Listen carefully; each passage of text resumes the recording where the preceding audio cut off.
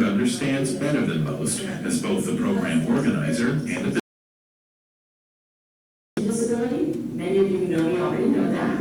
I hope and believe that it will transform the way our community thinks of our elders and thinks of people with disabilities, that those folks aren't in the shadows anymore, and that we become much more valued. To help ensure a successful launch, Mark Middleton was invited to add the growing Boulder perspective. It was Dorothy who said, "There's no place like home."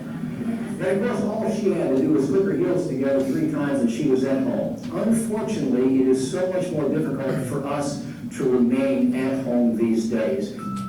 What it takes are neighbors willing to look out for one another, which can lead to many unexpected benefits, even financial.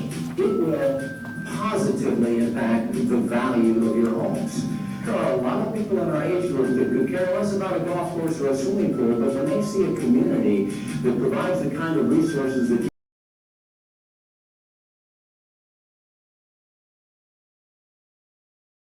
To each other, you know, and there's excitement and energy to be passed up, you know, and so by having the generations working together, we're benefiting everyone. And that's the main point Crawford hopes to make. This is not just for seniors. It's not just for the disabled. It's for everyone who loves us.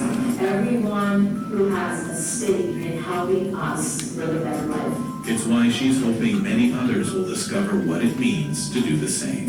It means that lives are valued from birth all the way to death, that we can contribute from the time we're a toddler to the time we're 90 or 100 or however long life gives us.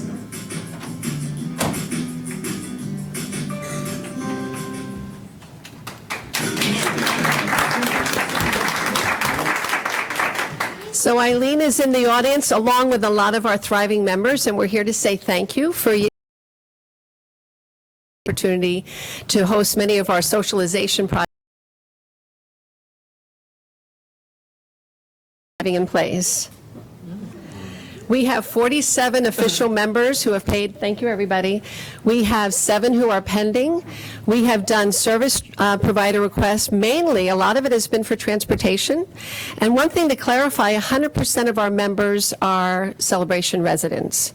You know, Thriving in Place is only open to Celebration residents. We have about 75 volunteers who provide those service requests to our members. Most of them, we did a count today, most of them are homeowners. In terms of those 47 members, only 4 are renters. But still, they're still valuable members of our community. So I wanted to thank you all for being here. We want to thank you for allowing us to use the Jones Room for the last couple months, and then also to consider future use. It's a place where we have lunch bunch on Mondays, where we now have about 20 people that come up every Monday to enjoy lunch. Sometimes we have programs, sometimes we have crafting, sometimes we have trivia. We now have Flippers sponsored today's lunch. Last week, Chick-fil-A sponsored lunch. And these are vendors who have signed up to provide lunch on a weekly basis or monthly basis. So our goal is eventually that we'll be able to have lunch provided for our members, at least on a weekly basis. So I can answer a lot of questions, but I know that some of my members want to get up and speak briefly to you about what Thriving has meant to them personally. Let me ask you this. This is going to be an action item. Okay. So we'll probably end up asking you more questions Sure. In the agenda, because it's agenda item number 1. Okay. So what I would say is, for owner's comment, which is next, so any resident, if you want to come up and talk, Okay. I'd be happy to come up, but we'll probably want you to answer some questions when we get to back your up. agenda item, if you can stay. Happy to. Okay. Thank you. Okay. Thank you, Gloria.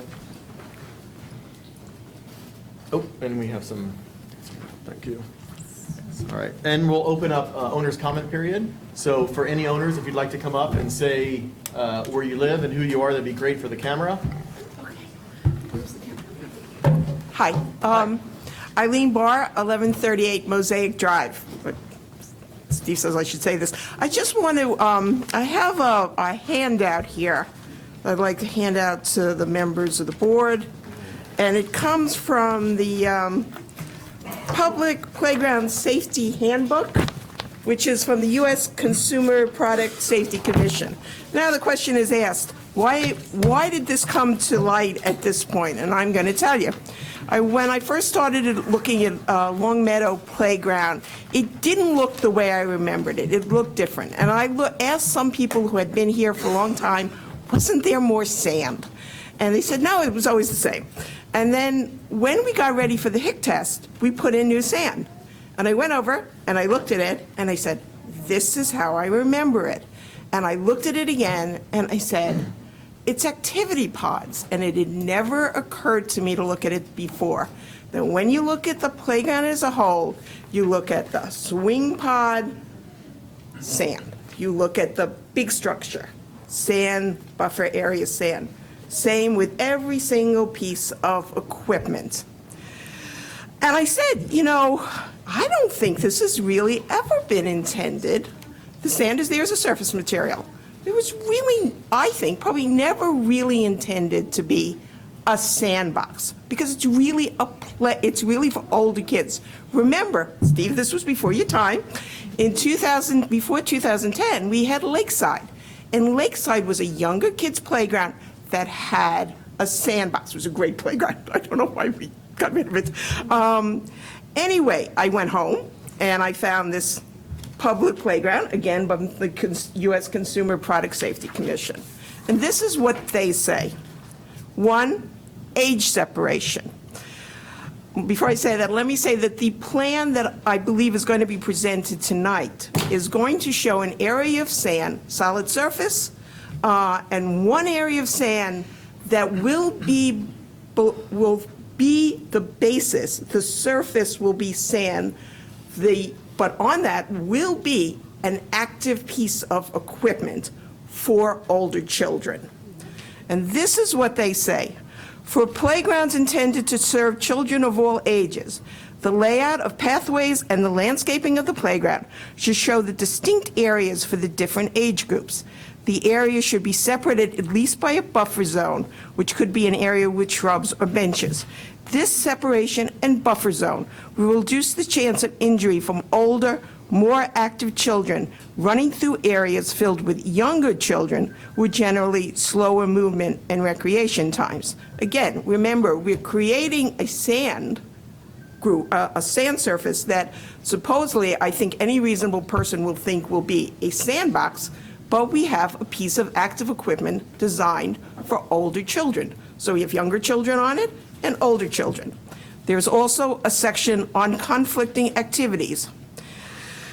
The play area should be organized into different sections to prevent injuries caused by conflicting activities and children running between activities. Active physical activities should be separate from more passive or quiet activities.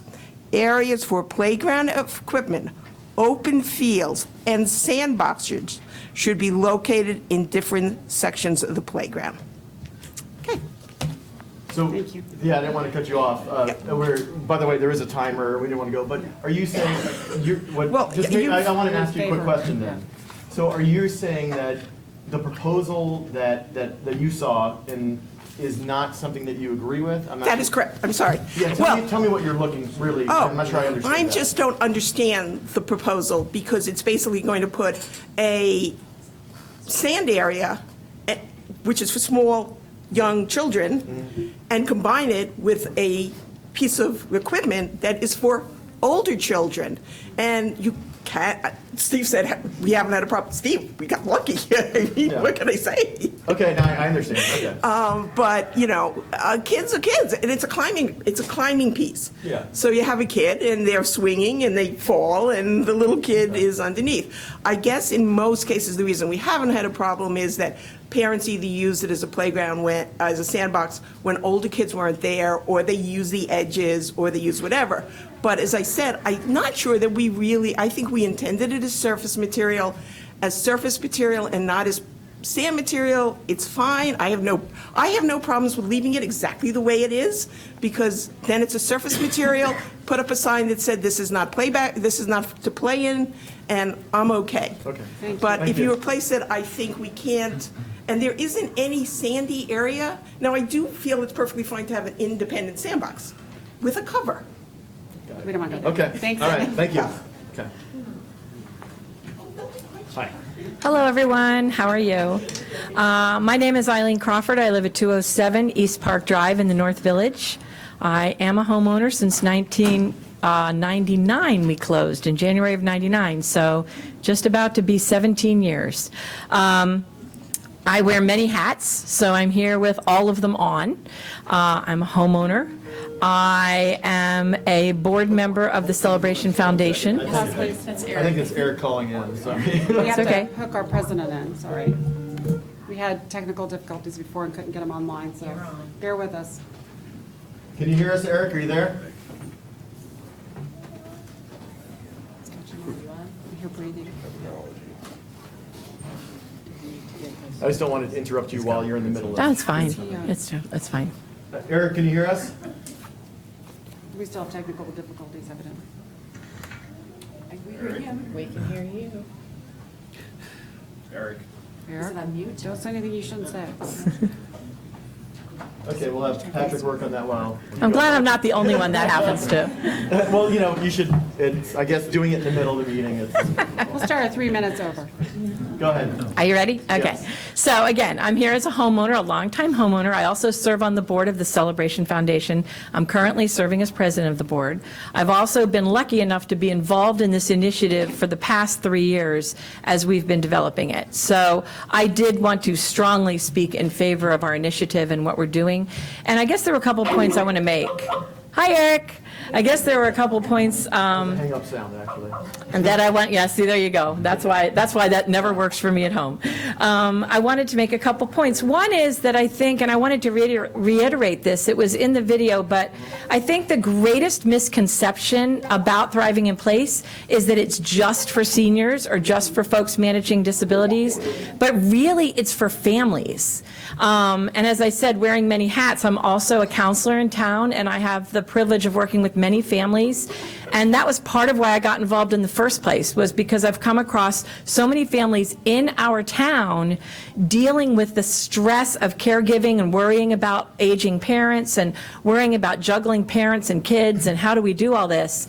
And the Thriving in Place program is a unique program that enables us to kind of help with that. We become the extended family. We can pick up people, drive them to doctor's appointments, escort them into those appointments, help with companion visits in the home to keep them company, have social events for them.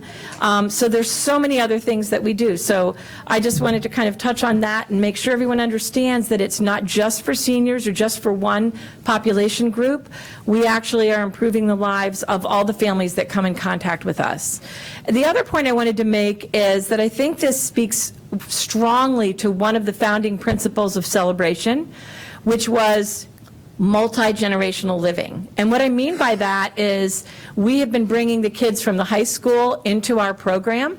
So we are lucky enough to have, I think it's the Key Club, right, Gloria, who comes and teaches us tech stuff. So they teach our members tech stuff in the Jones Room on their technology so they can stay in better touch with their own children and grandchildren.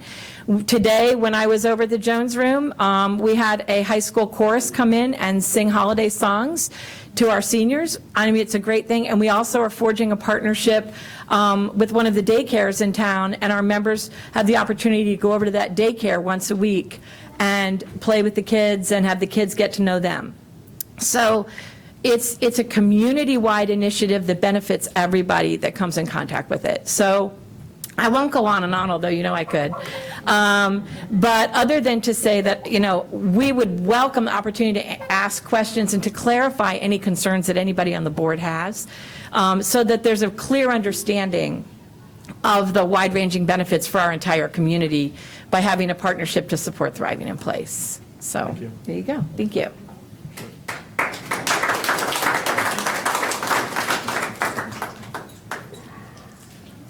Hello, I am Marion Northrup. I live at 675 Celebration Avenue. It is a condo, one-bedroom apartment. It's actually owned by my son, David Hinman. And he is particularly pleased, as are my other children, by the wonderful program that is available here. It's as if you have somebody watching out for you and somebody you know you can call Now, we may have little buttons that we wear that can be pushed, but it isn't easy to go from being very active, very busy, a lot of traveling, to suddenly no car, no driving, doctor's appointments beyond belief. And it's wonderful to know that there is help available. I'd also like to say that many of the places that have this, such as Beacon Hill in Boston, there's a very good one in the Philadelphia area in the Lower Merion part. They have taken years to build up what they have. It takes a great deal of time, and it also has to be dependable. It is astonishing what Gloria Nice has been able to do in a short time, relatively short time, including the relationship with Stetson. That is a godsend to many of us. Just the feeling that we're learning, our brains are not dead, and we meet other people there too.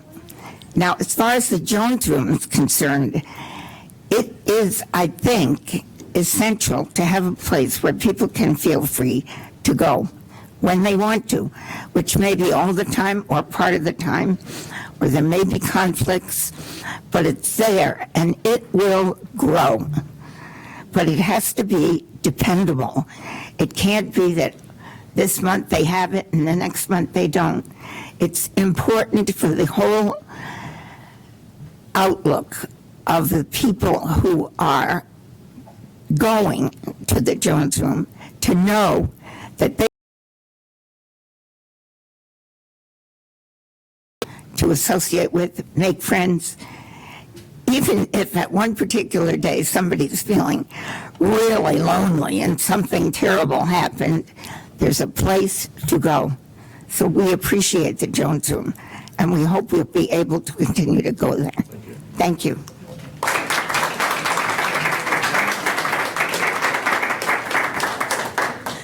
Hi, not to bore you, but this is also about thriving. My name is Carol Coelho. I live at 1210 Ironsmith Drive, Unit 210.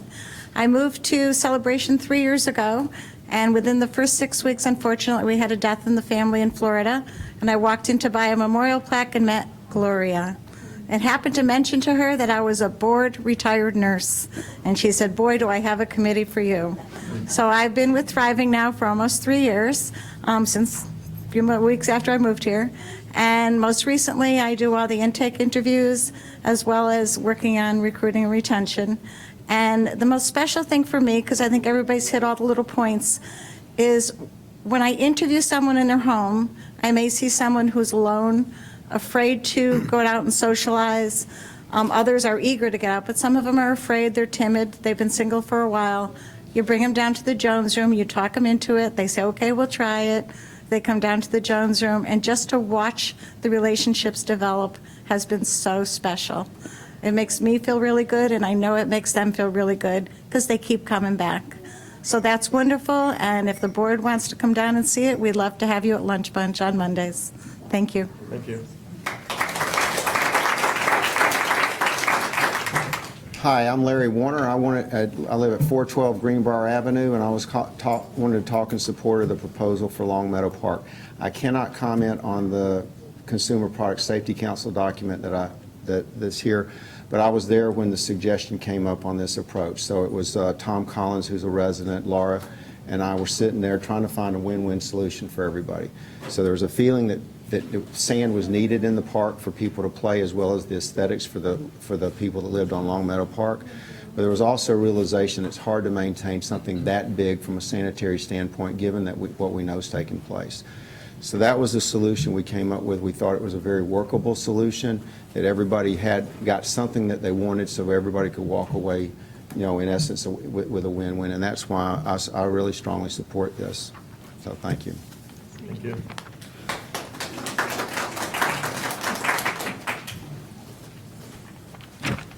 My name's Dennis Dowd. I live at 925 Croton Road, and that's South Village. And I know you got a lot of complex issues you got to deal with tonight, and so I'm going to give you a simple one. I'm requesting that you replace the flower box in front of the water fountain at Heritage Hall. I've lived here, I'm not a founding member of Celebration Community. I've lived here about 10 years in the same place. And it was in South Village, and that flower box has always been there, and it's been part of the beauty of the community and of Heritage Hall. And I hate to see it go away. And I guess I'd segue into a little more complex issue, is that over time it seems like we give up some of the beauty of our community for our convenience. I understand it was more convenient to put sod in than to take flowers out. I remember about four years ago, maybe, somebody ran for the board and didn't win, as a matter of fact, and his issue had to do with this same thing of the gradual replacement of flowers and shrubs with grass and sod, grass and mulch. So I'm asking, number one, simply replace the flower box. It's not hard. And also take a look in the future at what we're doing when we take out flowers and put in grass. Thank you.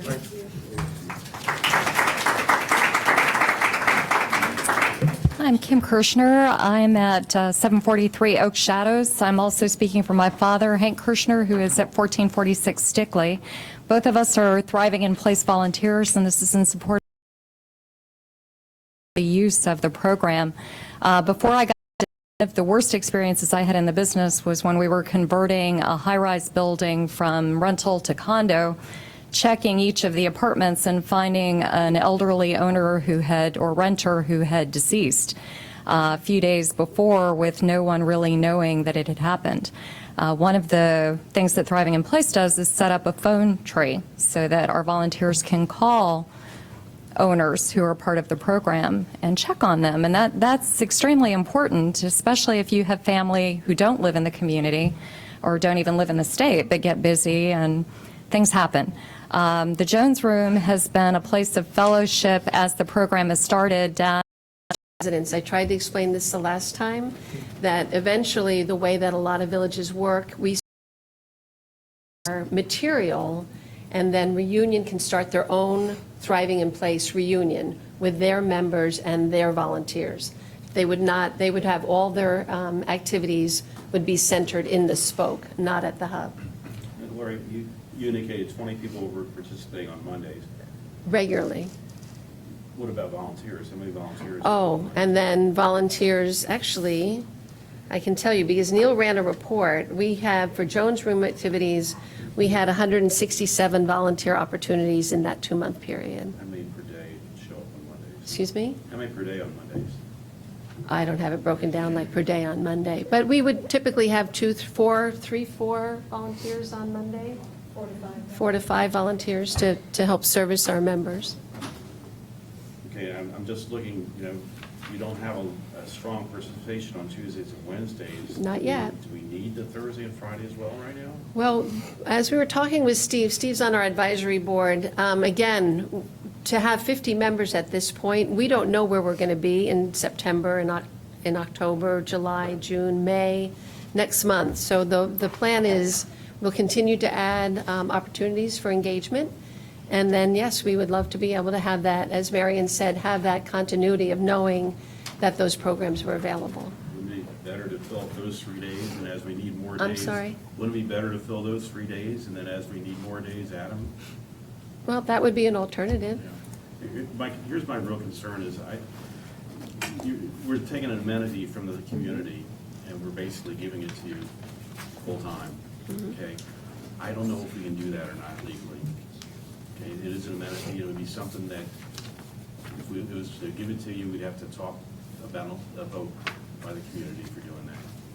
So that's one of my concerns. I'd like to get a legal answer on that one. Okay. Now, you also mentioned that you provide a free class to Celebration residents once a month. Are you going to do that in the new agreement? Is that correct? What it is Celebration residents are welcome to come anytime during a Jones Room activity, or even when we do Lunch and Learn.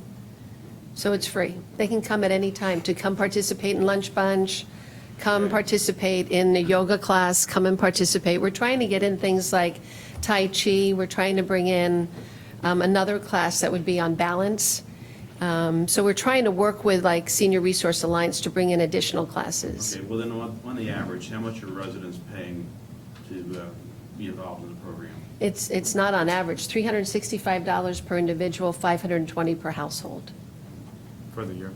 Excuse me? Annually? Annually, that's the annual That's fee. the current rate for 3 days a week, is that correct? Excuse me? That's an annual membership. That's for the whole program. There's no additional 365, charge for sorry. anything that It's all we right. do, unless we do an out of, Well, I mean, if you go to 5 days a week, there's no increase in costs? no, that's all, everything is included in that $365, well, including 10 transportation opportunities a month. A lot of people take advantage of transportation. We have had 57 transportation requests that we have filled in the last 2 months, all by volunteers. There is no cost for that transportation service. The only additional cost for a thriving member is if we do an excursion. Example, when they went to see ICE, then we did charge them, for the entry fee into ICE and then shared bus course. But other than that, there's no additional fee. There's no additional fee for Lunch Bunch. There's no additional fees. It's $365 for all encompassing. Where's the $365 go? All that money, where's it going towards? All that money all that money, if you take that into consideration, if we get 100 members, and it's $520 per household, so it's only $260. So if you take the $365 and the $260 per member, averages, say around $300 just to make life easy. At this point, so say that's generating about $15,000 in revenue to the foundation. That helps offset all of our expenses. I mean, that doesn't even pay for one What expenses? part-time staff person. What expenses? There's staffing. We do all the background checks for all of the volunteers. I mean, we have every volunteer that goes into somebody's home or provides transportation, their level 2 background check to the tune of about $50, because that's what we think we need to do that, and that's important. We have additional insurance that we incur to offset our thriving activities. We also have additional costs in terms of buying materials, marketing, just regular business expenses. So again, if we look at 50 members at $300, we're looking at $15,000. It does not pay for the program by any means. Did you have something to add? Yeah, I'm just got some for you. So financially, Mike, it's about a can third. we get you on tape and camera to see you? I just feel it's important I make a comment on the financials again. The revenue from the membership is about a third of the total cost to operate the program. And then the couple of grants that we've had to operate with so far is about another third. And then the remaining third comes from the foundation. So it comes out of the funds of the foundation. So there's not a net surplus here. This is a subsidized program, and we expect to continue to subsidize it as the program grows. So the foundation has made that commitment to find the funding sources. And as I said earlier, we really set the fees low to reduce the barrier so people can participate. So this isn't a revenue program by any stretch, okay? This is a service that we're providing to the community. Right, now what does the county put into this? Anything? The county's put Being that nothing being into that it. The foundation is a county operation. The county's put nothing It's into part of it. the county. The foundation is Yeah, not the a county county, operation. the foundation is part of the county. No, we're not, what do you mean by that? I don't It's its understand. own 501c3 We're an organization. independent Yeah. 501c3. Right, but you also do things with the county, don't you? For the county, not with. For the We county? don't do Cooperate. anything with the county. Actually, the county is one of our funders for our They fund? program, Learning Without Hunger, where we've helped feed 1,200 children in the county. No, But we I'm- are not in partnership with the county. We are No, not I know connected. the county had some type of thing going for, similar to this, on the other end of the county. Is that still in operation? And who funds Osceola that? Osceola Council on Aging is an independent 501c3 also. Also. And how's it- Their task, which is mandated by the county, is to provide services for low-income seniors. Okay. And who funds that? The county actually funds itself? Actually, they do most of their funding through through grants. Also, they're a service provider for the state of Florida, and they get a lot of their reimbursement from state and federal, yet for low-income seniors. Okay, which well, we do not qualify for. You don't qualify for that.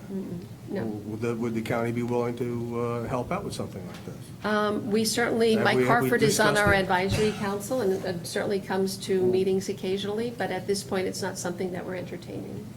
But it's something that he knows about, it's something we've had conversations Yeah, about. because I mean, I look at things, you know, that $250,000 they're putting out towards, try to help people out in those hotels along 192. Basically comes out of tax dollars. And they're helping that, fund that, why not help fund this also? So that's what I'm getting at. You know, it shouldn't just be part of the homeowners association worry about it. Basically, we pay taxes to the county. And they should have some type of input or grants that they can get for you to help this grow. That's certainly Even with something. a facility, because eventually you're gonna grow out of the Jones Room. That's small. So where do you go from there?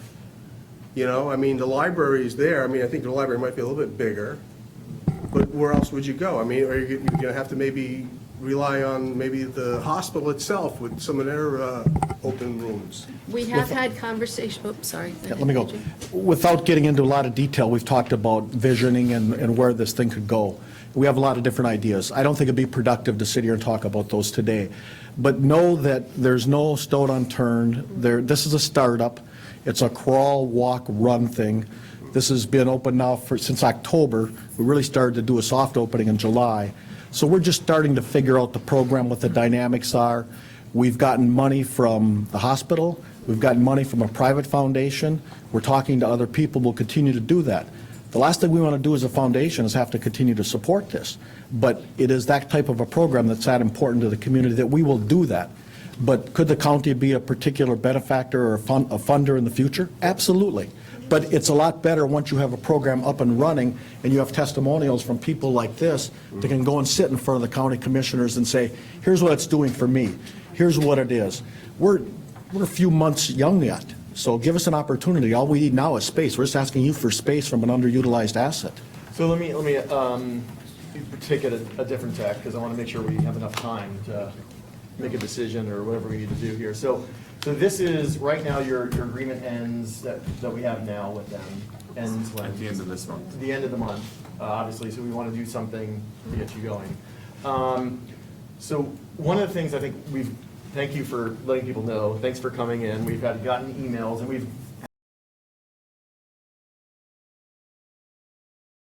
one of the things I think that we've gotten some emails is it possible, so I hate to, there's other groups that we charge for other rooms, or actually even nonprofits that we have them put in a small amount. So for instance, lacrosse, let's say for instance, puts in $10 because they're using the field, they're taking, I wouldn't say taking away an amenity, but because Jones Room is not being used, for instance, right? So we have a schedule for nonprofits in a way. We haven't used it for say, the foundation in this. Would it be possible to kind of put together something, a small something, to do that, just to be in line with, say, some other nonprofit organizations that are using it? I know we haven't discussed it, maybe something we should workshop, but. It's a big workshop, because I need to understand their vision and the needs that they're gonna have in the future. And I certainly am concerned about dedicating the full use of the room. I mean, it's not being used, but it's also an amenity that belongs to the association that I'm concerned about. Jack, can I make a comment? Yeah, come on up here.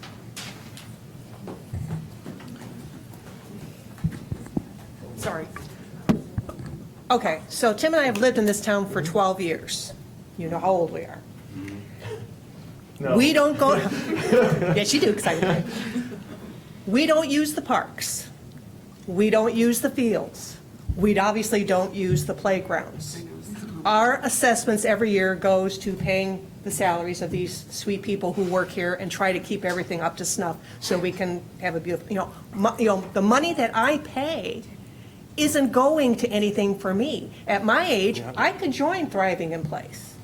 Not because I need the services necessarily, but, just to meet new people and do things. There's games available there. I could go if I wanted to and spend the afternoon, make some new friends and sit there and play Scrabble for 3 hours.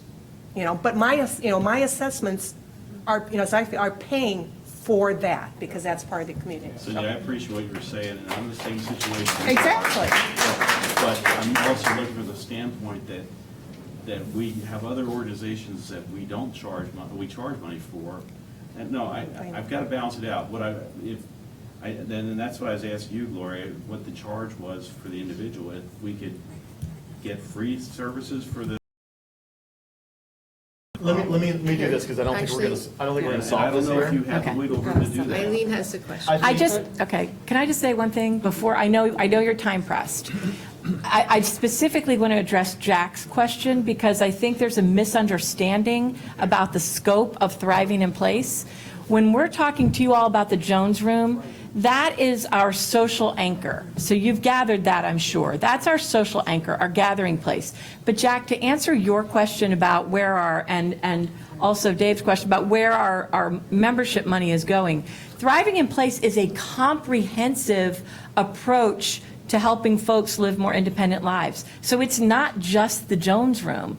That $365 a year or $520 a year, yes, there's the Jones Room, but there's also weekly companion visits in someone's home for people who don't get out and don't join the celebrators and don't go to anything. So we have volunteers who go into their homes.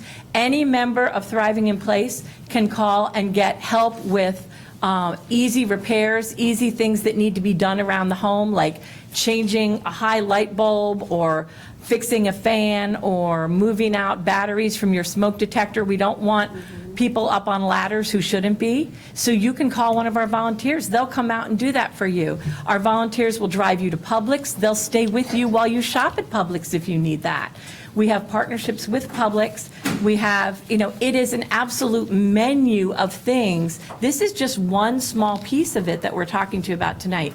And I would just love for every single member of the board to fully understand the program and its dimension before you, vote one way or the other. Let me do this, because I think that you've made a passionate, plea for the Thriving Place. I think the video is great. I think that I totally think that I get it. I think most of us get the benefit.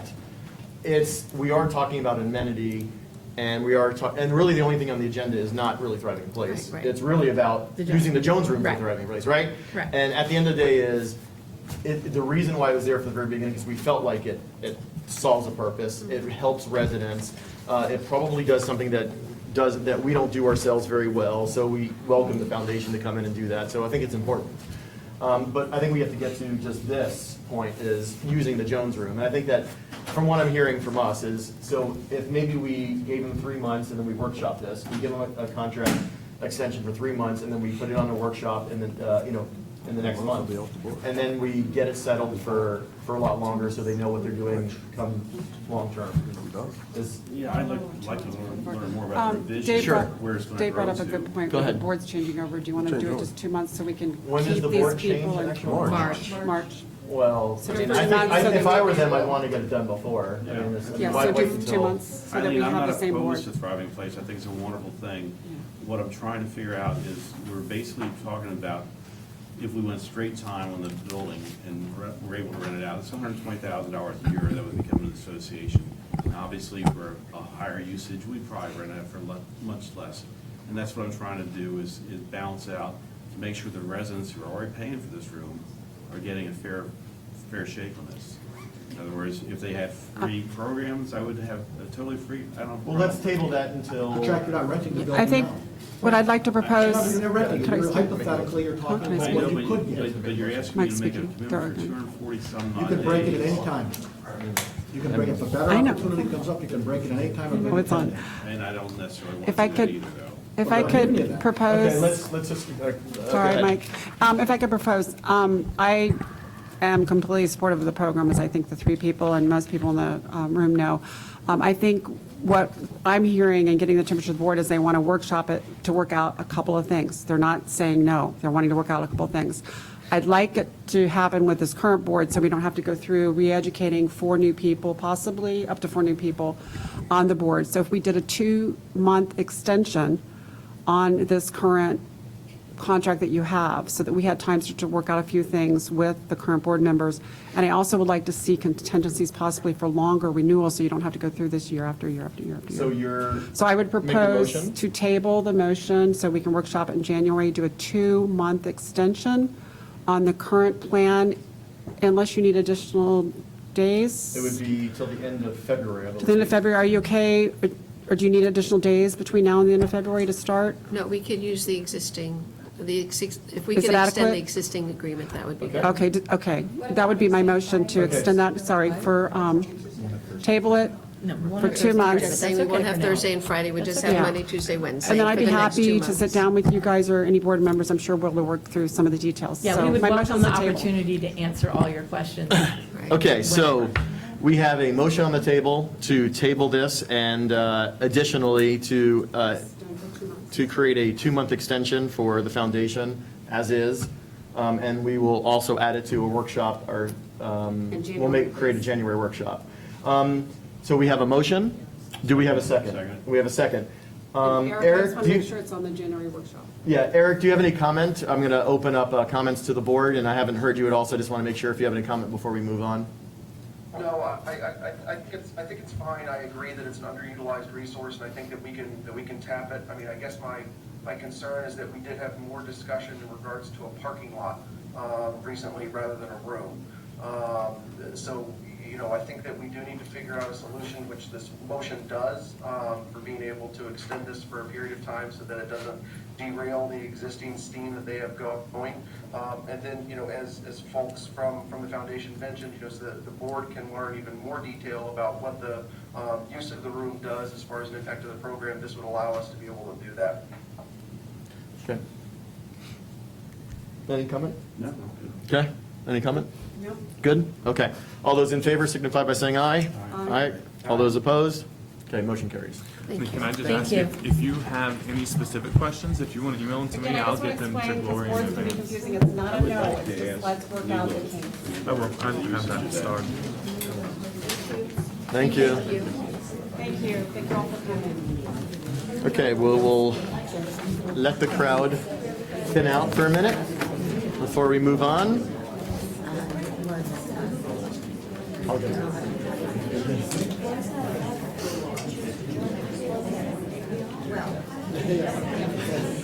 Okay.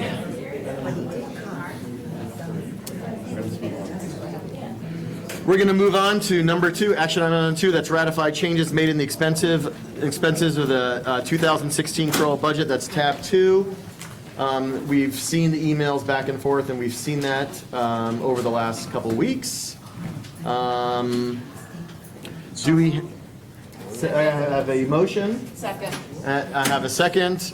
Any additional comment? Yes, I think we need to discuss, I mean, I think we need to review what's occurred for the audience. Okay, Steve? We might have to wait just a second if you can get, fine. Thank you. Okay, go ahead, Steve. In October, the board workshopped the budget that we proposed. Is Jerry calling in? Were we not rowdy? Okay, let Steve talk, let's get through. We proposed the budget, it was workshopped in October, and then there was a vote in October for the budget. So the CROA and the CJC budgets were both approved. As shared services were entering them into the software system, in addition, error was identified. So I went through and had to make some modifications and some changes in expenses. The important thing to note here, though, is that the assessment, the annual assessment amount is the same. It's still $911.40 annually. It was just a rearrangement of some of the expenses. Okay. Any further comment? Okay, all those in favor, go ahead, sorry. Sorry, Go I did ahead. have a comment. I just wanted to request with the vote, because we had a substantial change in the budget, it was 660. It was 300,000, 338,000. Well, 300,000 on, let me just explain as a financial person, 300,000 on income, when it's moved from income to expenses, creates a difference a differential of 660 plus thousand. But the total change, though, was 338,000 because that was the addition error in the first place. It was added to income, and it shouldn't have been added to income. But what are you trying to get at, actually? So, What I'm trying to just get at Yeah. is the change is not a rounding error, it's substantial, whether it's 3 or 6 is substantial. I just want to make sure that in addition to changing the budget and correcting that on the website, that we have notification on at least 2 Friday flashes, just so people get a chance to be That's made available. aware of that, because I don't want to go through a mailing I list. think that's great, yeah. okay, is it anybody? If that's suitable. Okay, no objections? Okay. All right, so item number 2. You We're could gonna- probably do both of them at the same I time. can do all, if you like, or- yeah, why don't you just mention the CGC? We just motioned for We number. motion for number 2. 1. No, for number 2, so we can Sorry. motion, oh, okay. Sorry, tab 2, I should Do say. you want to edit your motion, Eric? I'll amend the motion to ratify changes to both the CROA and the CGC budget, so action items 2 and 3. I'll second it still. Okay. Any further discussion on these 2 items? Okay, and like Debbie said, we're going to try to get this information out to the residents. We're going to definitely include it in Friday. I just want that in the minutes. Yeah, the next 2 Friday flashes. Yep. You just put it in 2 Friday. Okay, all those in favor signify by saying aye. Aye. Okay, aye. Those opposed? Okay, motion carries. All right, number 4, on our action item, it's tab number 4. Election to suspend the voting rights of owners delinquent over 90 days with assessments, fines, or other monetary obligations in excess of $100 per Florida statute 720-305.4. Steve, would you like to? I will, yes. This is the call, or the election next month. We will be sending out notices, and anybody that's behind on payments, 90 days with assessments, fines, or monetary obligations, they will not be able to vote. So essentially what you're doing is, we've done this in the past, but with state statute changes, this is a board direction. And we'll Steve, formalize if they it. become current between now and the election, do they get the voting rights back, or are they done because of the vote at this time? They would be allowed to vote if they got up to current. So as long as they assessment. become current, that reinstates their rights. In fact, I think a lot of times that triggers people to say, oh, yes, I have to pay my assessments. Sure. And you're going to let these residents know that, or? We will send them a letter. Okay. All right, so Motion. motion, second. Any further discussion? All those in favor? Aye. Those opposed? Okay, motion carries. Number 5, tab number 5, approval of the installation of lighting at the last battery of tennis courts in Lakeside Park and upgrade existing lighting to LED in the amount of $74,571.00. CROA working capital reserve expense. Steve, I'll let you kick this off, please. We discussed this now, I believe, at 2 board meetings. It This will is be our 2 third so board far, meeting. right? And This is the third. I was asked to bring back the cost savings, so the manufacturer for 90, who actually did our existing lights, they came back with some estimate savings, and it looks like over a 15-year time frame, you come very close to recouping your costs at an estimated savings of about $71,820. So if you were to today vote to put the new lights in, because your first issue is you want to light the last battery. It completes the lighting of all the tennis courts. The second issue is if you put LED just at that court, you're not going to have a uniform look of lighting. In fact, I think one of the things that I read from the manufacturer is that every time you turn on metal halide lights, you lose about 20 hours of life off of those versus LED, which come on and off very quickly. There's no lag time for them to come on. When LED lights burn out, it's a battery of lights. They're removed and they put the new one back in, and it's at a cost, I believe, of about $70 or $80 to $100. So very inexpensive. So it's a huge difference, and we're recommending that just at this time, do all of them in the LEDs.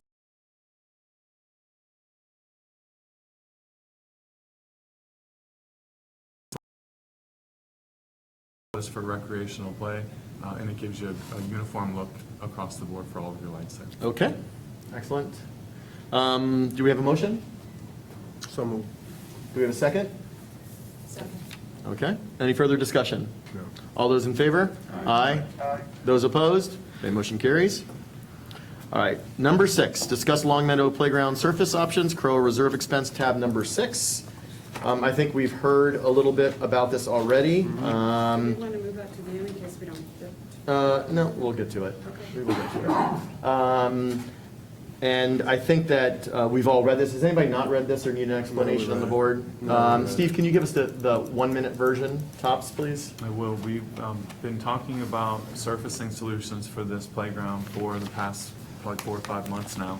And what we've looked at is what it would cost to mulch the existing sand playground. We looked at what it would cost to put in board in place, and we looked at what it would cost to put in a synthetic turf. So based on that, and then we also looked at what it would cost if we just did nothing and just left it the way it is, what it would cost just to maintain that. Now, it's not an additional cost to maintain that, it's just that our staff has to go out there and spend more time out there, and that takes them away from doing other things within the parks. So what we looked at is, with over 55 reported sightings of animal feces in the sand since just August of this year, the cost of synthetic turf being about $21,000 less than the lowest proposal for board in place. Synthetic turf looks better, it lasts longer. Board in place fades very quickly. And board in place warranty is 5 years, synthetic turf warranty is 10 years. 3 of our existing Celebration parks have synthetic turf surfacing. That's the Spring Park and the 2 playgrounds at North Village Commons. And the synthetic turf can be installed over the existing board in place, which means that remains as a fall zone, which passed the HIC testing, but minimizes the amount of foam, rubber that you have to bring in for the other foam, or for the other fall zone areas that currently have the sand underneath them. And then the last item is that any of the good sand that we just purchased can be utilized and stored for our sand volleyball court when needed. It would only be the good stuff. We would then take the rest of it out and dispose of that sand. And we could use that in Civic Quarter, right? We could use it in Civic Quarter if we need. It's a very fine sand, but if there's a sand amenity somewhere, it could be used for that. So let's talk about money a little bit. Sure. Where, when, and how? Synthetic turf, the quote that we received as the lowest bid is Southwest Greens. We have a good relationship with them. They've done a good job at our existing facilities. They actually came in and replaced the old synthetic turf, and we were able to utilize some of that in other parks. The cost is $58,237. How much? To do $58,237. It's Page 2. I have 2 different sheets with 2 different It's the numbers. same number. Get repeated. It's repeated, it's the same number. Steve, I have a question for you. Sure. You did a survey We did. with a limited number of respondents, and only 1 out of 13 chose synthetic turf. Out of the 15 people that live around there, and the 13 that replied to that one, yes. There's a chart on page 65 is probably the best thing to look But at. I can tell you, when we did the survey, we didn't have all this information available to those residents. They didn't know that the 5-year versus the 10-year warranty. They didn't have all that information available. So where would we get the money from, and when would we do this? We have on here to utilize a reserve expense. We actually have reserve money for playground surfacing. Okay. That's what we use for North Village Commons also. Yeah. I move to approve Southwest Greens. Okay, Southwest Greens at $58,237.24. Do we have a second? Second. Okay, is there any further discussion? I have a couple. Okay, go ahead. I guess my one concern is just the sand area. How are we going to, I know it's a much smaller area, but how are we going to make sure that we don't have any issues with parasites, diseases, cleaning, Yep. leaves, debris, things like that? How are we going to work that through? Out of the 55 reported service animal feces at the park, I don't believe we had any of them that were in that little particular area. It doesn't mean that they can't be in that area, so If they're we're going to not have there, to. then they probably would move. Right, we're going to have to continue going out daily. We're going to have to continue cleaning it if it happens, and we're going to have to, on a frequent basis, rake and remove debris and those types of things. So there's Utilize still best maintenance practices. involved at that little piece. It's just not the full scope of the entire playground. Could we quote Davy now now it's less sand, fewer, maybe they could help possibly? When Davy's quote originally was for all the sand. Right. So it was for sandboxes, it was Yeah. for, so Yeah. we could go back to them and ask them to tell us what it would cost. Every to do all the morning sand do again. something, or, yeah. We could ask. Best practices. I guess. I'll be real honest though, guys, with the Davy we're having a hard time with them maintaining the existing assets today. I don't necessarily know if I'm in favor of adding an additional asset for them to maintain that they likely will not add any manpower to their existing team for. So I would rather make sure that this is on management and the maintenance team to ensure that there's a level of responsibility to maintain the area to an appropriate level. The catch though is that, and Steve, correct me if I'm wrong, when I looked at this diagram and I went out and looked at the park, this sand area is not in a fall zone, so it's literally just a surface area that would be sand, correct? There is actually a piece of equipment there. So in other words, by retaining that area, we do need to ensure that sand is maintained to a fall zone standard that we did when we did. We just need to understand that it needs to be maintained to that level. Absolutely, and I can tell you, when the HIC test was performed, we did refresh some of the sand for it, passed with flying colors for that, but they kept repeatedly dropping the weight until it reached older sand very close to the root base, and it was still passing consistently. Not that we won't maintain it, but the sand it's a viable safety surfacing for underneath those play areas. I just want to say that, again, I know in the budget you're saying it's 300,000, but because it was in the income and it actually needed to be in the expense, we're looking at more closer to 600,000. I'm just opposed to spending another 60,000 to change something that I feel we still have some. One of the points Eileen brought up, the older kids can play that playground. We have areas for younger kids. I'm just opposed to spending another 60,000 when we've just had a budget correction of over $600,000. Right, it's coming Jack, I can't hear you, I'm it's not sorry. coming from operations. I understand it's a reserve expense. It's still an expense, and we've lost how many employees on the budget change that were not hired? Was it 2 employees full-time and 2 part-time? But it was actually one from CJC and then another one from CROA, so two FTEs altogether. 2 full-time employees. But it's not existing. Yeah, and we had some positions, park it was- monitors as well, didn't we? That was it. We were going to add more, so we didn't lose any existing employees. No, I understand we didn't lose any existing, we were going to have more 2 full-timers and some part-time park employees. It's 2 FTEs altogether. 2 So full-time equivalents. people that we were going to have employed for the homeowners. Now we do not have them, but we're spending this amount on artificial turf, which PJ also pointed out had some very negative consequences from the New York Times article. So I just want to point out that. Well, I can tell you, Seminole County just went through, they're building a big baseball complex, and they just went through some criticism on having the rubber particles that are in between the blades, the synthetic blades, and they hired UCF to do an independent study, and it came back with no issues whatsoever. I understand, but there's a higher university than UCF that had Sure. another issue with it that had something against it. So I think you can find someone to support either way, but I just am opposed to spending when we've just had a substantial budget differential. What are you proposing if we don't do anything then? I'm proposing that we maintain what we have and try to maintain what we have properly. But I think to Eric's point, what he said, when I brought up Davie, we haven't been maintaining it to industry standard, the sand, which, so we don't have the bandwidth, we didn't have the staff to do it. This is why I brought it up with Davie. You know, we still didn't have it, so at the end of the day. I'm just saying, instead of having another surface change, we would have had, this is a staff member salary, a full-timer. Correct, Steve? Is this underneath the staff of a full-timer that No, we would have paid? This is a reserve expense, so we would never pay staff out of reserve I understand, money. but I'm just saying, reserve expense or not, it's money. And monies can be moved around in budgets the following year or whatever, but this is the amount, it's less than what you would pay a full-time person in the Parks and Recs, correct? I'm not sure. I mean, it just depends on what. Well, of your current employees in the full-time Park and Recs, do you have anyone making over this amount without benefits? We typically don't talk about what individuals are making. I know you typically don't talk about it, but are we close? I mean, I would say that if the line of argument is that could $56,000 pay for an employee, absolutely it could. Just Okay. come out. Yeah. Just come That's just what that's, to me, more important than artificial turf. Is an employee that can represent our community and that can help provide you guys to maintain what you have, because we've had trouble maintaining what we have.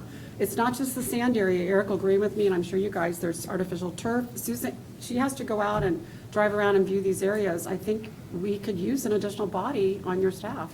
But this isn't, I that understand. may be a different story. I understand, but if we don't spend it, guess what? It's there at the end of the year.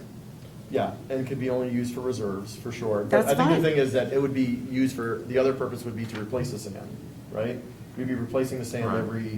every. Which I think was Every around 19 years? $20,000. Right, so we'd have to replace the sand, right, 20,000 every. If you wanted to do 3 best years? When's the last, practices, no, it when's was the last every time you year. replaced the sand? It's been a while. That's one of the since issues. been We It's have to been over a replace the decade. sand. It's been a long time. It's been actually 19 years, it's never been I think replaced. 2009 was the last time. Yeah. there We was didn't any verify type of that, but okay, replacement let's work. say Other it's every than 6 years.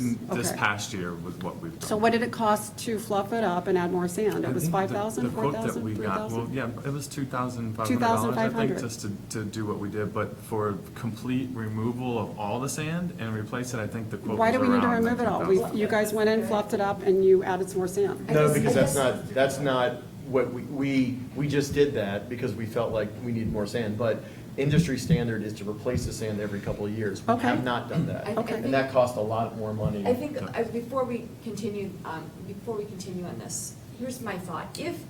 If you are proposing to not do anything at all with the sand, then we need to make sure that we announce that it is not a play surface, it is a fall surface.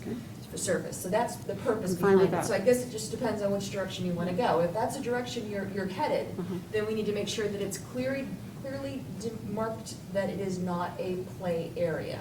I'm fine with that. That play toy box, or play sandboxes are located in North Village. Mhm, at the North Village Common. And that's what we need to do. I'm fine with that. Because that's just something Yeah. that, the reality is. I'm fine with that. I know, and when it's, I will say from living not that close to it, but from walking that way a lot, there's a lot of older kids on the playground. There's some younger kids too, but I think we're going to have the same problem with animals on the synthetic turf that we will on sand. Okay. Eric, did you have anything to add? No, the only thing that I would say is I agree with Debbie that there's, we're looking at funding. The only thing that I would get concerned about is, for me personally, as both a resident and a board member, if we were to put that, if you wanted to take that salary or whatever we were paying the per person, essentially it would need to go for them to just completely maintain Long Meadow the entire time. So, I agree that we're shuffling some stuff around here, but, once again, this is a reserve expense, and I do support the proposal that, this has been a contentious issue with a lot of people in the community, and it seems like the heavens have opened up and everyone that's on all the sides of this, say, okay, this could work, and it's a compromise. So, that's why I'm in support of going forward with management's recommendation on this. Okay. Okay, Jack, I have one more issue. Eric, I'm sorry if you can hear me. We had at a previous board meeting, given a directive to management to reach out to everyone that lived on Long Meadow. Was that done? We have the survey results in here. I'm sorry, what? Yes, it was done. What was your response? We have the survey results on the recommendation sheet, so would you like me to read them over? Could you? 30 seconds, real quick. Yeah. What are your thoughts Summary. on removing the sand surfacing? 5, feel the current surface should be removed. 8, feel the surface is fine. 2, didn't feel strongly either way. What is your preferred surface at Long Meadow? 6, sand, 0, mulch, 1, synthetic turf, and 6, poured in place. Okay, so the residents that have lived there prefer the sand? No, they prefer poured in place, actually, it sounded like. It's a tie. Yeah. But wait, repeat the second part of the survey. What is your preferred surfacing at Long Meadow? 6, sand, 0, mulch, 1, synthetic, 6, poured in place. So it was a tie. 6 So it was a poured in tie. place and Okay, 6 it wasn't sand. something else referred, it was a tie. Okay, we're not taking questions. We're on Steve, I time. believe you said something else, that they didn't know some of the other issues. Well, we didn't have the information of the warranty out there that, I mean, it's $20,000 less to do synthetic turf, and you get 5 more years warranty on it. So it's just the economics of it make more sense. Okay, what have they been asked about the difference between what you asked them that on and the turf? That was the only. Okay, did you give them the pricing? No. Okay, could that be done? We can In survey theory, again they if that's received the needed. pricing when they were noticed of the board meeting. I'm sorry? In theory, they were notified of the pricing. In They theory, received Eric, the I know. report. I know in theory, a lot of stuff is good, but it's also almost Christmas, so. Okay. Jack, anything further to add? Vanessa? Debbie? Nope. Yeah, we're trying to get done. We have in 20 minutes. Okay, motion's been made, right? And who made the motion? And John. seconded. I did. Okay, any last minute discussion? No. Okay. We're going to call the Question. All those in favor signify by saying aye. Aye. Those opposed? Nay. Okay, 1 nay, motion carries. Okay, we move on to number 9.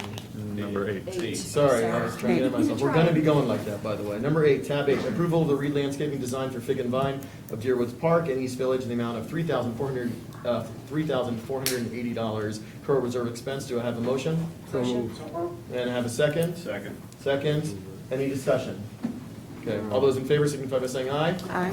Okay, those opposed? Motion carries. All right, number 9, approval of the change in vendor and increase the price for East Village duplexes replacement fences in the amount of $6,360 service area expense. So moved. Motion, second. And I have a second. Any further discussion? This is obviously service area expenses that we're going through a lot of this stuff. All those in favor? Aye. Aye. Opposed? No. Number 10, approval to have CCMC send 4 service areas letters of intent to owners delinquent in their November assessments, and that's in tab 10. So moved.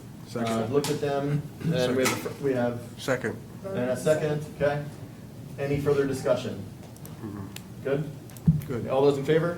Aye. Aye. Okay, no opposed. All right.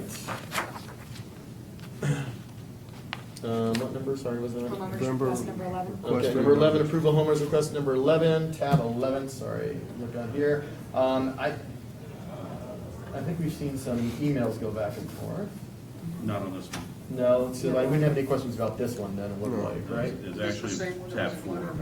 Yeah, Yes. was there any changes? There was no No. changes. There were not any changes, but I just want to make sure that I clarify one thing, Sure. is that we would not waive any late fees or interest, any fees, unless they are paid in full in their assessments. Okay. Okay, so we have, told be considered, there's 8 of them on here, right? On this one, yep, so do I have a motion or a motion? So moved. Okay, second? Second. Okay, any discussion? Yeah, I got a question. Go ahead. On like number 6 and 7, and even 3, those were late fees that accumulate for 2 months, is that correct? That's correct. Why didn't we get after them last month? Well, we emailed them, so it really takes 2 months for us to get to this point. And now they've heard from us, they're ready to make it right, and so that's what they wanted to know, if we would waive those fees. That good enough for you? Yeah. Good, okay. All those in favor, signify by saying aye. Aye. Those opposed? Okay, next tab is the attorney, approval of attorney instructed write-offs for November. And we see this every month, those of you at home. Go ahead. Okay, I just have Eric, can you hear me? I just want for our January workshop to discuss the issue of the attorney. I can't hear. Okay, we'll make some notes. All right, I mean, we don't have time now for me to go into it because we have. No, if it's pertinent to this, then we should go into it, but if it's not, then if it's It's just. pertinent to the attorney. Okay, so let's add that to the workshop. Thank you. Okay. All right, do I have a motion? So moved. Do I have a second? Second. Okay. Any further questions, comments? No? Okay, all those in favor? Aye. Aye. Those opposed? Okay, awesome. Number 13, approval of one payment plan request through attorney for November. It's tab 13. And you were recommending accept the payment plan and stay current with all future dates. Is that correct? That's correct. Okay, do we have a motion? Second. Motion made and seconded by Jack. Any further comment? Okay, all those in favor signify by saying aye. Aye. All those opposed? Okay, awesome. Here we go, number 14, approval of 2 fines to be converted to specific assessments. Tab 14, can you just explain what that is real quickly? We do this every week. We fine for noncompliance if they fail to comply. Our documents give us the right to fine $100 a day up to $5,000, and that's what this is. The Florida statute requires us to convert those fines to a specific assessment so that they are lienable. Okay. So we have a motion. Second. And we have a second, and we have it, this is on tab 14. And there's 2 for those of you that don't see this, there's 2 addresses on here for us. Jeff, you were going to say something? You have a $10,000 letter you sent intent to lien. And yet I looked in tab 4 that this person is actually way overdue on many, many more dollars than that. So why are we playing catch up? What happened? This is just for the specific assessment, I believe, Right. just to convert this. We'd have to look to see if the other ones have already been converted. Okay, well, I hope we're taking this one to legal. I think all of them are that. The other tab that you're referring to are those that are delinquent over 90 days, and some of those are at legal, some of them are not. And it's not, Well, I'm seeing this under claim of lien right now. okay, then it's Yeah, at it's in legal. A lot of money. And I think the one for the waiver of the voting rights, it didn't have all the specific information about where they are, but if they are on the AR report, whether they're in bankruptcy, claim of lien, intent to lien. And Okay. Okay. Any further questions? No. We did have a motion? And a second? Yes. All right, we will call the question. All those in favor signify by saying aye. Aye. Those opposed? No, none opposed, motion carries. Okay, is it okay if we scrap, any objections to scrapping H, strategic planning goals and updates, and go to board comments?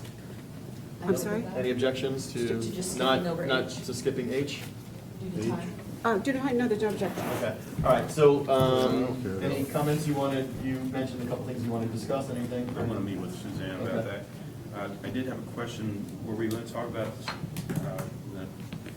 an appeal that Suzanne? Yeah, I was actually, in fact, I think that's probably a good point. I was going to ask Suzanne if she wanted to come up and talk about that appeal.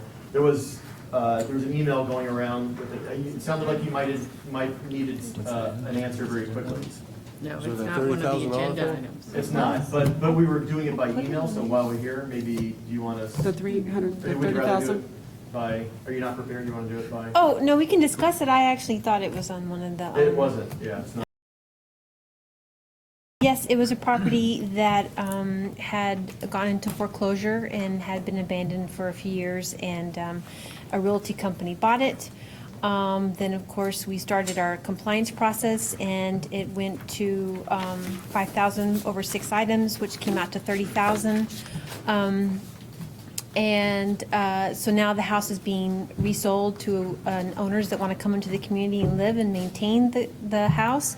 They've completed all the items except for some window muttons, which are on order. I spoke to the contractor today, and he ordered them. They're coming in a week.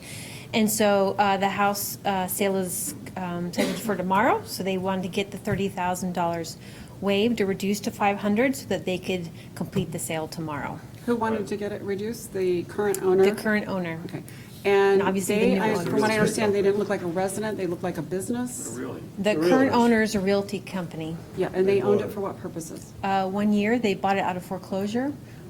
I don't know if To they were going to flip or it or whatever. probably. I'm just saying, I know there's a lot of money on flipping houses and everything, but I don't think it's fair that a company can have $30,000 waived when if that was an individual or a resident, I don't believe we'd consider waiving that, so. I Well, just they want- did complete 99% of the items though, and typically I bring those to the So appeal are these just meeting. late fees then? Are these all fees for being late? No, they were fines. For instance, painting, you can, the fines accrue for $100 a day up to $5,000. There was fence repairs, there was cleaning sidewalk and driveway, there was landscape, and I think there was sod. So there were 6 different items, 5,000 equals 30,000. So they've completed those fined items. And then, yeah. Except for one, there's 95% done. They still have plant material growing out the top of the gutter. Okay, some plant material in the backyard and the gutter, okay. And I believe last month the board had a similar situation where there was a new homeowner that wanted to buy and they wanted to close, and the board waived the. But the recommendation is $500, I believe, is that right? Yes, Okay. Covenant's recommendation was 500. So, Eric, I'll start with you because your Skype face is on the end of the table. Do you have any, I'd like to take this up and put this to bed, this issue tonight. Do you have any comment? Sure, yeah, and Suzanne, I apologize, I've been in the air for most of the day today, but my previous question that I'd asked via email, my timeline, was that wrong, that the property was out of compliance for the entire time until they looked to resell, or it sounds like that's not the case if we're only talking about a year? They owned it for a year and it was out of compliance during that time. Yeah, so they didn't do nothing. They did not do anything until Till recently, if I got a buyer. till for after it. the 30,000 was assessed, and then they painted the house. The assessment for the finances that we would be waiving would be going towards the existing owner, not the person that's purchasing the property, correct? Yeah, the way would be for the current owner. Yeah, that's good. Well, you waive them for the current owner so that it doesn't go on the estoppel for Well, the let's talk about it. Right, so the new owner's not paying 30,000, or, which they probably wouldn't buy the house if there was 30,000 on there. Okay, Jack, I'm gonna go through the line here. I'm not thrilled with it. I mean, the house has been in disrepair since 2003. Now, the new timeline started with 2014 in October, and 13 months later, they're finally getting it fixed. I'm not happy with it. Do you have a suggestion then, or, because the recommendation is $500, we want to move on. You need something today. Well, the alternative would be, you don't approve it, so then appeal meeting and appeal the fines then, and then you make your But if decision. that's the habit, then we ended up, last time we gave 0, so, and we're now talking between $500 and 30,000, right? So maybe we find a number between there that we're comfortable with? My problem is, if you've given the realty company a free gift of $30,000 of money, of fines that they accumulated. They had the option to make contact with you and make sure things were right. Did they do it? Then I have a hard time relieving any of the fine money. Well, that's what I'm saying. Normally, we have an appeal meeting every month. So just like any other current owner, they can come to the appeal meeting in January. You can review their case. You can wait then. You can reduce it to whatever you want to be do. discussing at that point, do you waive their fees based on that the work was done? So if they completed the last 5%, they would come in front of you next month saying, we're 100% in compliance. Right.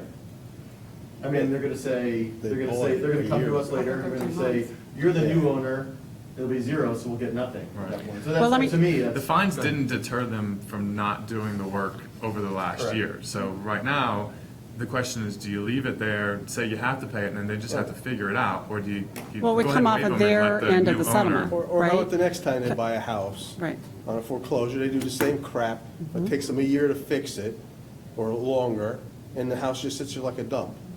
No, forget it. Well, let me ask, if I could ask this, You'll Susanna. get the same answer. If I could ask this, what is the difference on their purchase price and the sale price? You don't have any idea? It's $30,000. No, that's the fine amount. I want to ask, what's So the, what are they making on it? I don't know. okay. That's Can the that- big I'm just thing. putting forward a request. I know you and have the that owner information. has- Can you check on that and email us, or do you guys want to do this? right No, now? let's do it now. That's gonna. Here's, Let's do it I guess now. my, I guess Kill the it. challenge is they want to close tomorrow. If they don't close Right. tomorrow, then we're going to be back where we were. It's all, Exactly. no, it's fixed. I No, mean, it's we've got a already fixed fixed. house. Right. Yeah, it's fixed. We're not So back where we were. $1,000. Right. So let's be realistic. That's gonna stop them from closing, right? Well, So let's- it's not gonna stop the That's not a buyer from problem, buying is it, it? it's up to, they're the Just ones stop that are it gonna from stop buying it. It will stop it will stop them from closing. So Yeah. the buyer will not buy it, probably with 30,000, my guess. It will stop the closing, so it will stop them from buying it, my guess. Yes, I'm not. I would say so. Is it a resident buying it or a Would you business? waive it It's not a if they resident came buy, to you at an appeal some- meeting and said, I'm 100% compliant? Or would you reduce it to a certain amount? I might reduce it, but I would not waive it. Right. I would not, under any circumstance of waiting. I don't know why a business is buying a home in a residential district. Okay, so real quickly, would you waive it? No. Okay, are you interested? I'm not waiving that money. You Okay. can't- I'll reduce, but I won't waive it. I was going to say, I would reduce the fine, but I wouldn't waive it. Okay, so there's, again, the recommendation was 500. Is there a number between 500 and 30,000 we can get out of here with? So $1,500. How about that? 5,000? About 10,000. 5,000? 10,000. 7,500, let's split the difference. I think the big difference for me 10 here, grand. guys, is the property sat out of compliance for the entire time, and there was no best effort being made by the existing owner. I'm trying to remove this from they're a business, they're not a business, they're flipping the house sort of discussion. If an owner was sitting in front of me and they didn't make any effort to do anything on the home, even a minimal amount, between now and when they're trying to sell, they quickly tried to clean the property up to sell. So, I mean, it's hard because, like everyone said, if we're gonna kill the closing on this one, is the property gonna fall back out of compliance? I don't know. I kind of doubt it, because they're looking to sell it. But And we might collect nothing. So do you have, is there, anybody want to make a motion for a number then? I make a motion for $5,000. So we have a motion for $5,000. Do you have a second for that? Charlie?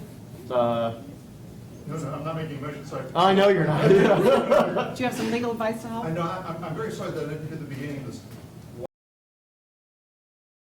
If we don't reduce it? It's because what will happen, well, we think they won't close, they'll come, what will most likely happen if they close, that we've had it before where they come and we waive the fines later when the new owner is in compliance. So the new owner comes along, buys the house and says, I'm in compliance now, and we've waived the fines.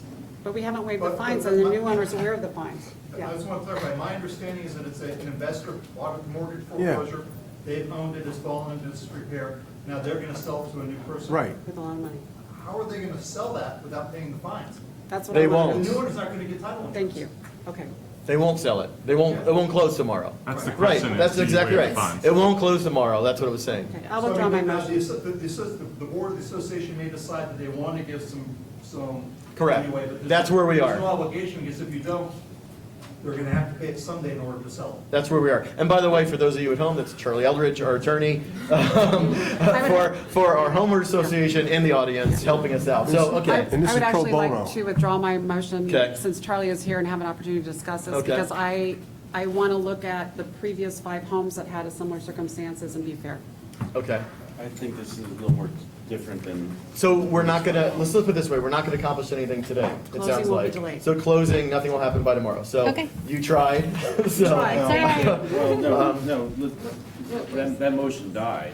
It did. I withdraw it. All right, I moved $10,000 for fine. Okay. So, so the fine now is $30,000. We have a motion for $10,000. And do we have a second for $10,000? We'll discuss it in a second, Charlie. Okay. Yeah. Do we have a second? If we get a second. Yeah, I'll give you a second. Okay, there we go. So we have a second. Eric, you're quiet back there? $10,000 is on the table now. I guess the question that I would have, I mean, I'm all for, there needs to be some sort of punishment. I know that sounds horrible, but there needs to be some sort of recourse here. I guess my question is that I want to make sure that whatever number we decide on, there's a rationale behind it, other than it sounds good. So, can someone help walk me through where, why we would be doing 10,000, other than just it's a reduction of 20? I think it comes with 10. We'll give the floor to Jack, who came up with that number. I was going to try and enable the sale. I figured $10,000 should hurt them a little bit, and slap their hands for not taking care of business. Okay. Charlie, is there any concern with respect to setting precedent by doing something like this, or does it really matter? Not really. Other than your personal reputations that you're not being fair, there's no That's legal already impact. shot. No, Yeah, zero last time. Yeah, yeah, I so. mean, I'm assuming that nobody has any personal relationship with the owner or anything like that, so. Well, it's a realty, we don't know, we're down to casino. Yeah, yeah, no. And if you do, you just have to disclose it, that's all. You don't have to, it doesn't stop you from voting, you just have to disclose it. Okay. All right, well, we do have a motion for 10,000 and we have a second, and it looks like we might close this for tomorrow, which would be good. Do we have any further discussion? Nope, Debbie stepped out for a quick second, but. Looks like she took everything with her. Yeah, she moved in. she'll be back because there's another meeting. So anyway, so let's call the, Call for the vote. We want to vote? any further discussion at all? Last chance, here we go. All those in favor signify by saying aye. Aye. Aye. Those opposed? Motion carries. Debbie was out during this time. Do I have, anything further? I More move to comments? adjourn. Okay. We are adjourned. Who all voted? I voted yes. Yes. So yes, I didn't yes, say no, yes. but yes. Yes. We just heard Jack and Eric. No, it was yes, yes, yes, and except for Debbie. Yeah. I'm right here, so I can. All right, let's get out of their way. We'll shift over accordingly. Am I over where you're at, Susan? Pardon me? Bye, Eric. See you later. You're wherever you want to be. I actually think that